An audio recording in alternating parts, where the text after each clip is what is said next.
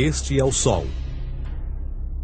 Desde o ano 10.000 a.C., a história abunda em pinturas e escritos que refletem o respeito e a adoração dos povos por este astro. E é simples entender o porquê, com o seu aparecimento todas as manhãs, trazendo visão, calor e segurança, salvando-os do frio e da escuridão da noite repleta de predadores. Sem ele, todas as culturas perceberam que não haveriam colheitas nem vida no planeta. Estas realidades fizeram do Sol o astro mais adorado de todos. Todavia, muitos estavam atentos também às estrelas.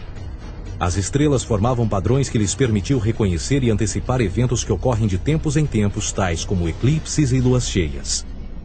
Eles catalogaram grupos celestiais daquilo que conhecemos hoje como constelações. Esta é a Cruz do Zodíaco, uma das mais antigas imagens na história da humanidade. Ela representa o trajeto do Sol através das 12 maiores constelações no decorrer de um ano. Ela também representa os 12 meses do ano, as 4 estações, solstícios e equinócios. O termo zodíaco está relacionado com o fato das constelações serem antropomorfismos ou personificações, como pessoas ou animais. Por outras palavras, as primeiras civilizações não só seguiam o Sol e as estrelas, como também as personificavam através de mitos que envolviam seus movimentos e relações. O Sol, com o seu poder de dar vida e de salvar, também foram personificados como se representasse um Criador ou um Deus. Deus Sol, a luz do mundo, o Salvador da humanidade. Igualmente, as 12 constelações representaram lugares de viagem para o Deus Sol e foram nomeados por elementos da natureza que aconteciam nesses períodos de tempo. Por exemplo, Aquários, o portador da água que traz as chuvas da primavera.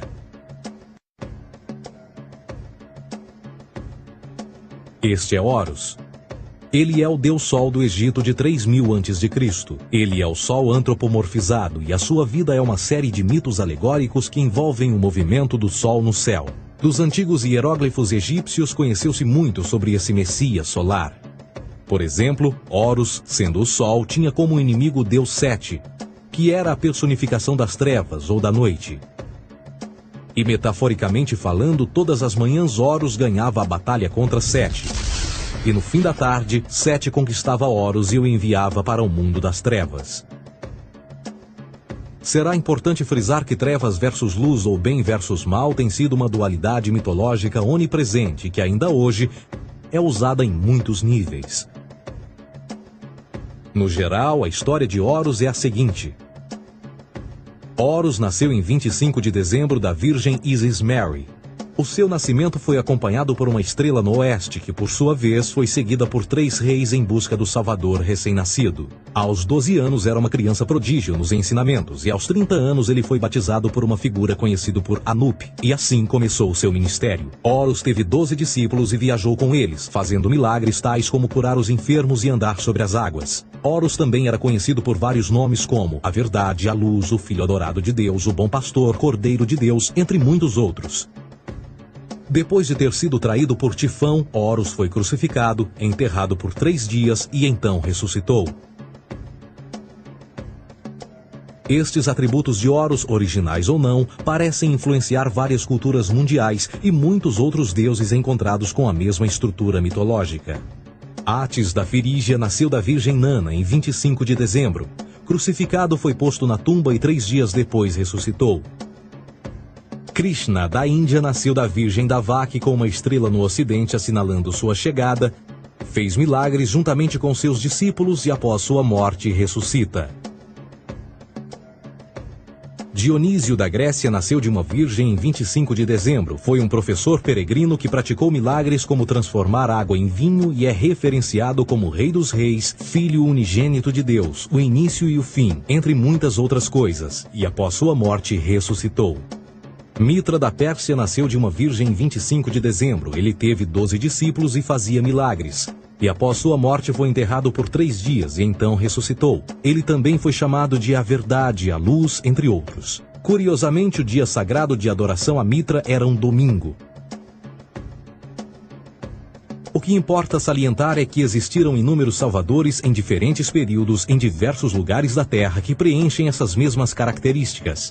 A pergunta que não quer calar: o porquê desses atributos? Por que o nascimento de uma virgem em 25 de dezembro? Por que a morte e a ressurreição após 3 dias? Por que os 12 discípulos ou seguidores? Para descobrirmos, vamos examinar o mais recente dos Messias solares. Jesus Cristo nasceu em 25 de dezembro em Belém. Ao nascer foi anunciado por uma estrela no ocidente que seria seguida por 3 reis magos para encontrar e adorar um novo Salvador. Tornou-se pregador aos 12 anos. Aos 30 anos foi batizado por João Batista e então iniciou seu ministério. Jesus teve 12 discípulos que viajaram com ele praticando milagres como curar doentes, andar sobre a água, ressuscitar mortos. Ele também é conhecido como Rei dos Reis, o Filho de Deus, a luz do mundo, o início e o fim, o Cordeiro de Deus, entre muitos outros. Depois de ter sido traído por seu discípulo Judas por 30 moedas de prata, ele foi crucificado, posto em uma tumba e após 3 dias ele ressuscitou e ascendeu aos céus. Em primeiro lugar, a sequência do nascimento é completamente astrológica. A estrela no ocidente é Sírius, a mais brilhante do céu noturno, que a cada 24 de dezembro se alinha com outras 3 estrelas brilhantes no cinturão de Órion. Essas 3 estrelas brilhantes são chamadas hoje, como eram na antiguidade, 3 reis, 3 Marias no Brasil e Portugal. Os 3 reis e a estrela mais brilhante, Sírius, todas apontam para o nascer do Sol em 25 de dezembro. Esta é a razão pela qual os 3 reis seguem a estrela a oeste em uma ordem que apontam ao amanhecer. O nascimento do Sol.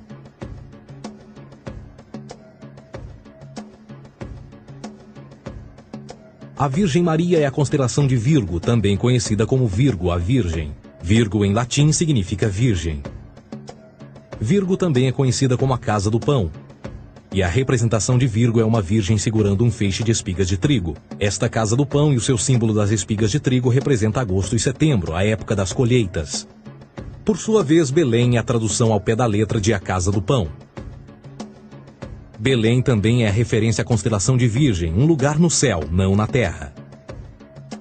Existe outro fenômeno muito interessante que ocorre em 25 de dezembro, é o solstício de inverno. Do solstício de verão ao solstício de inverno, os dias se tornam mais curtos e frios. Da perspectiva de quem está no hemisfério norte, o Sol parece se mover para o sul, ficar menor e mais fraco. O encurtamento dos dias e o fim das colheitas conforme se aproxima o solstício de inverno, simbolizando o processo de morte. Era a morte do Sol. Pelo 22º dia de dezembro, o falecimento estava completamente realizado e faz com que atinja seu ponto mais baixo no céu. Aqui algo curioso acontece. O Sol para de se mover por 3 dias. Durante estes 3 dias, o Sol fica pelas redondezas da constelação do Cruzeiro do Sul, ou Alfa Crucis.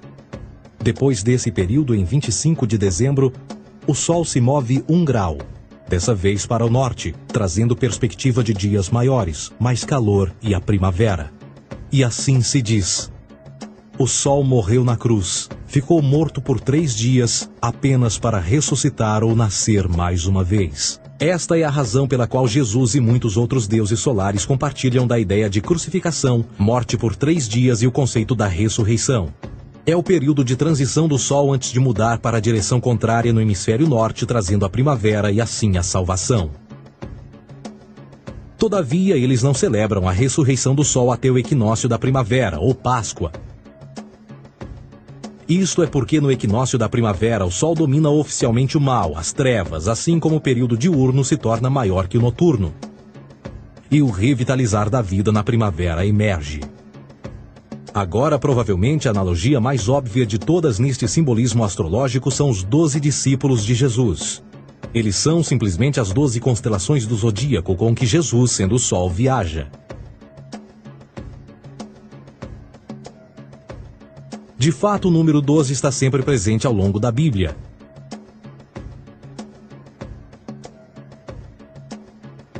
Voltando à cruz do zodíaco, o elemento figurativo da vida é o Sol. Isto não é uma mera representação artística ou ferramenta para seguir os movimentos do Sol. Era também um símbolo espiritual pagão. Uma logografia similar a isto. Isto não é um símbolo do cristianismo. É uma adaptação pagã da cruz do zodíaco.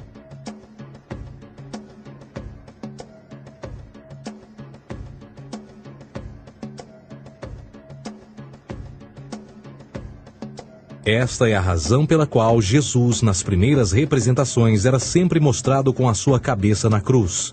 Jesus é o Sol, Filho de Deus, a luz do mundo. O Salvador a erguer-se, que renascerá, assim como o sol faz todas as manhãs.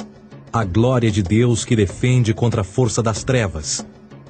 Assim como renasce a cada manhã, e que pode ser visto através das nuvens, lá em cima nos céus, com a sua coroa de espinhos ou os raios de sol.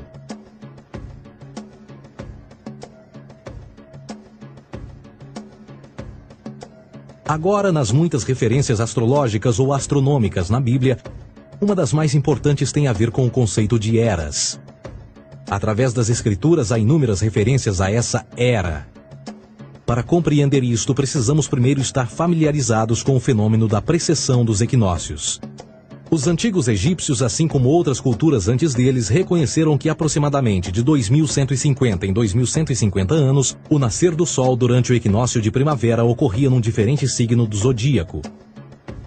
Isto tem a ver com a lenta oscilação angular que a Terra tem quando roda sobre o seu eixo. É chamado de precessão porque as constelações vão para trás, em vez de permanecerem no seu ciclo anual normal.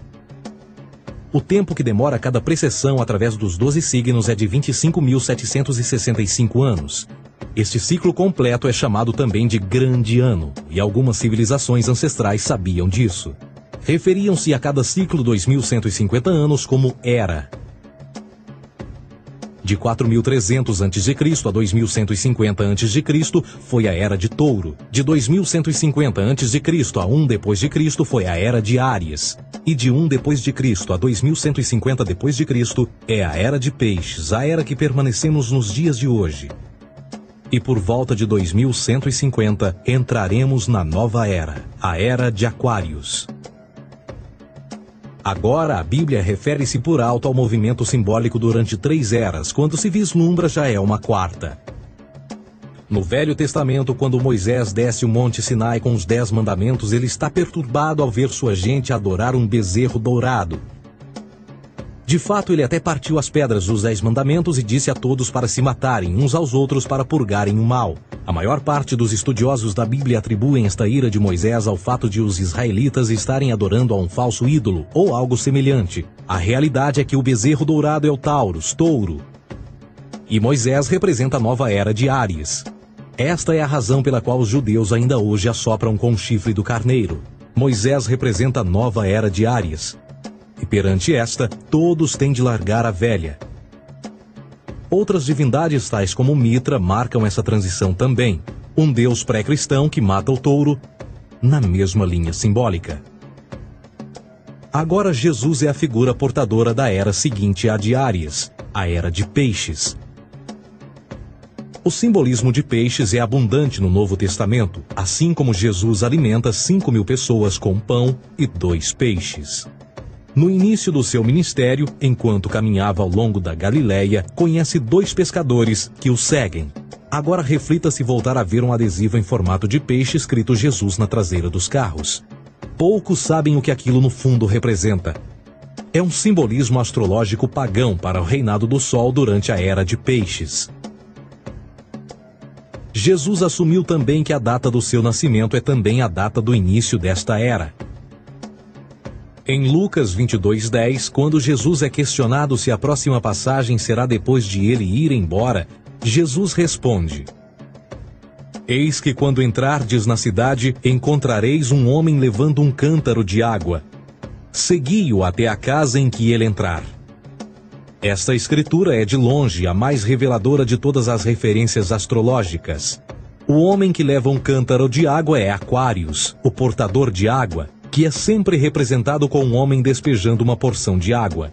Ele representa a era depois de Peixes, e quando o Sol, Filho de Deus, sair da era de Peixes, Jesus, entrará na casa de Aquários, e Aquário é antes de Peixes na precessão dos equinócios. Tudo o que Jesus diz é que depois da era de Peixes chegará a era de Aquário.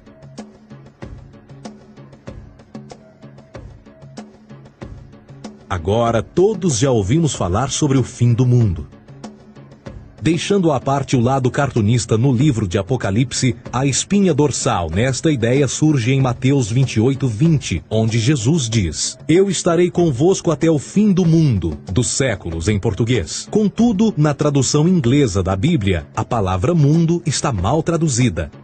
A palavra realmente usada era aion, que significa era. Eu estarei convosco até o fim da era, o que no fundo é verdade. Jesus, como personificação solar de peixes, irá acabar quando o Sol entrar na era de Aquário. Este conceito de fim dos tempos e do fim do mundo é uma má interpretação desta alegoria astrológica. Vamos dizer que aproximadamente 100 milhões de brasileiros acreditam que o fim do mundo está próximo.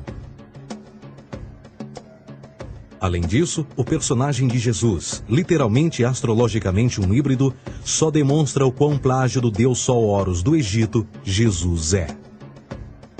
Por exemplo, inscrito há 3.500 anos atrás, nas paredes do templo de Luxor, no Egito, estão imagens da Enunciação, da Imaculada Concepção, do nascimento e da adoração a Horus. As imagens começam com o anúncio à Virgem Ísis de que ela irá gerar Horus, que Nefe, o Espírito Santo, irá engravidar a Virgem, e depois o parto e a adoração, e que é não mais do que o milagre da concepção de Jesus.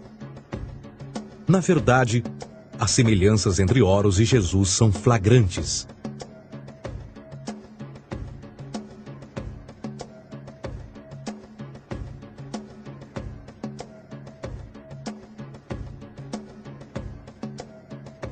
E o plágio continua.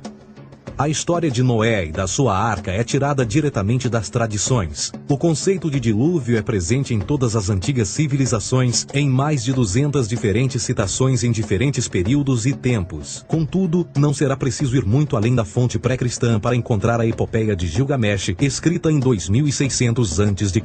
Esta história fala sobre grandes inundações ordenadas por Deus, uma arca com animais salvos e até mesmo o libertar e o retornar da pomba entram em concordância com a história bíblica, entre muitas outras semelhanças. E depois há a história plagiada de Moisés. Sobre o nascimento de Moisés, disse que ele foi colocado numa cesta de cana e lançado ao rio para evitar um infanticídio. Ele foi mais tarde salvo pela filha de um rei e criado por ela como um príncipe. Esta história do bebê numa cesta foi retirada do mito de Sargão de Acade por volta de 2250 a.C. Depois de nascer, Sargão foi posto numa cesta de rede para evitar um infanticídio e lançado ao rio. Foi depois salvo e criado por Aqui, uma esposa da realeza Acádia. Além disso, Moisés é conhecido como legislador, portador dos 10 mandamentos e da lei mosaica. Contudo, a ideia de a lei ser passada de um deus para um profeta numa montanha é também antiga. Moisés é somente um legislador numa longa linha de legisladores na história mitológica. Na Índia, Manou foi o grande legislador. Na ilha de Creta, Minos ascendeu ao monte Ida, onde Zeus lhe deu as leis sagradas. Enquanto que no Egito, Moisés tinha nas suas pedras tudo o que Deus lhe disse. E no que diz respeito a estes 10 mandamentos, foram retiradas a papel químico do feitiço 125 do Livro dos Mortos do Antigo Egito. O que é que o Livro dos Mortos dizia? Eu nunca roubei, tornou-se tu nunca roubarás. Eu nunca matei, tornou-se nunca matarás. Eu nunca menti, tornou-se nunca levantarás falsos testemunhos, e por aí adiante. A religião egípcia é, no fundo, a base fundamental para a teologia judaico-cristã. Batismo, vida após a morte, julgamento final, imaculada concepção, ressurreição, crucificação, a arca da aliança, circuncisão, salvadores, comunhão sagrada, dilúvio, Páscoa, Natal, a passagem e muitas outras coisas e atributos são ideias egípcias, nascidas muito antes do cristianismo ou judaísmo. Justin Martyr, um dos primeiros historiadores e defensores cristãos, escreveu: quando nós, cristãos, dizemos que Jesus Cristo, nosso Mestre, foi produzido sem união sexual, morreu e ressuscitou e ascendeu aos céus, nós não propomos nada de muito diferente do que aqueles que propõem e acreditam tal como nós, nos filhos de Júpiter. Numa escrita diferente, Justin Martyr diz: ele nasceu de uma virgem. Aceite isto em comum com o que você acredita dos Perseus. É óbvio que Justin e outros cristãos cedo souberam como o cristianismo era semelhante a outras religiões pagãs. Contudo, Justin tinha uma solução. Para além de tudo o que sabemos, o diabo era em quem mandava. O diabo teve a ambição de chegar primeiro que o Cristo e criou essas características para o mundo pagão. Fundamentalist Christianity, fascinating. These people actually believe the world is 12,000 years old. Swear to God. I actually asked one of these guys, okay, dinosaur fossils. He says, dinosaur fossils? God put those here to test our faith.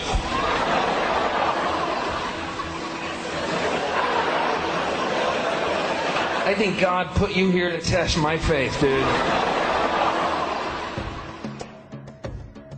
A Bíblia não é nada mais do que um híbrido literário astroteológico, tal como todos os mitos religiosos que os antecederam. De fato, o aspecto da transferência de atributos e umas personagens para as outras é facilmente reconhecida no próprio livro em si. No Antigo Testamento há a história de José.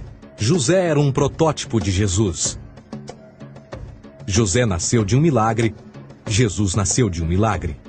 José tinha 12 irmãos, Jesus tinha 12 discípulos.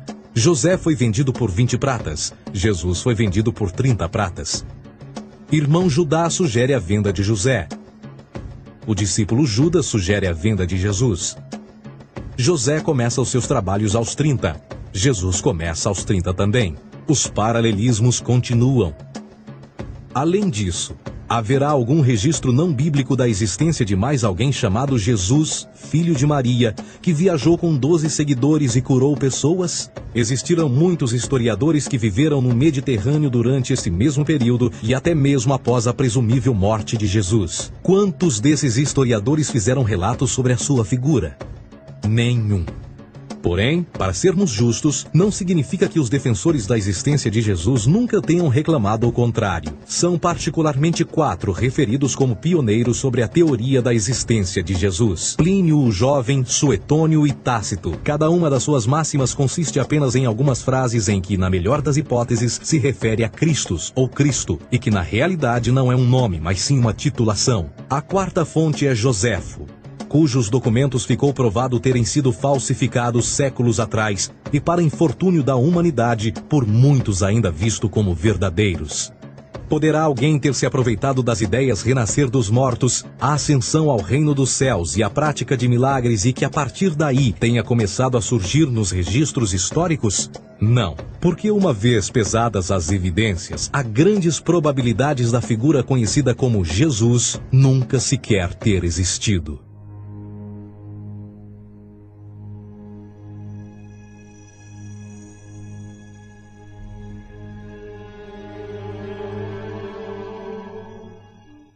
We don't want to be unkind, but we want to be factual. We don't want to cause hurt feelings, but we want to be academically correct in what we understand and know to be true. Christianity just is not based on truth. We find that Christianity was in fact nothing more than a Roman story, developed politically. A realidade consiste em que Jesus foi a divindade solar do setor gnosticista cristão e, tal como outros deuses pagãos, era uma figura mítica. Foi sempre o poder político que procurou monopolizar a figura de Jesus para controle social.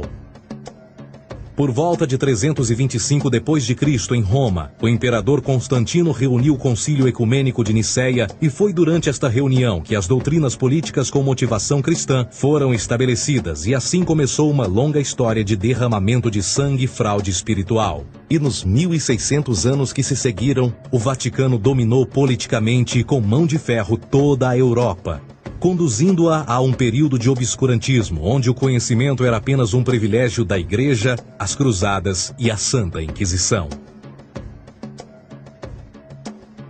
O o cristianismo, bem como todas as crenças teístas, são a fraude desta era. Serviu para afastar os seres humanos do seu meio natural e da mesma maneira uns dos outros. Sustenta a submissão cega do ser humano à autoridade. Reduz a responsabilidade humana sob a premissa de que Deus controla tudo e que, por sua vez, os crimes mais terríveis podem ser justificados em nome da perseguição divina. E o mais importante, dá o poder àqueles que sabem a verdade e usam o mito para manipular e controlar sociedades. O mito religioso é o mais poderoso dispositivo já criado e serve como base psicológica para que outros mitos floresçam ou justifiquem.